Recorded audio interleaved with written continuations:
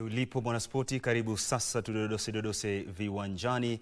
Kama vipi, mimi ni Art Lemoka na moja kwa moja tuanze na taarifa yetu kuu leo hii, ambapo timu ya taifa ya Kenya ya mpira wa wavu ya wanaume chini ya umri wa miaka 20, yani Wafalme Juniors, imefuzu kwa robo finali ya michuano ya mataifa ya Afrika baada ya kuibuka mshindi na ushindi mnono dhidi ya Rwanda, ambao waliwazaba kwa seti 3-1 katika mchuano wa kundi ba jijini Misri. Matokeo hayo yalifanya Kenya kumaliza katika nafasi ya pili kundini ba, huku Cameroon wakiwa katika nafasi ya mwisho. Yone.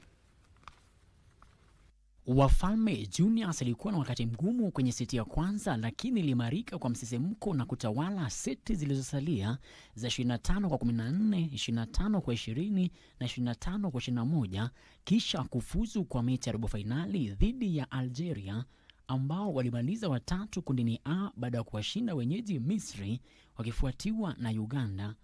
Timu ya Kenya ilipoteza mechi yao ya ufunguzi dhidi ya Cameroon, ambao walishinda kwa seti 3-1, lakini wakafanikiwa kuibuka na ushindi wa seti 3-1 dhidi ya Morocco kabla ya ushindi wa Jumanne dhidi ya Rwanda, ambao walishinda seti 3-1.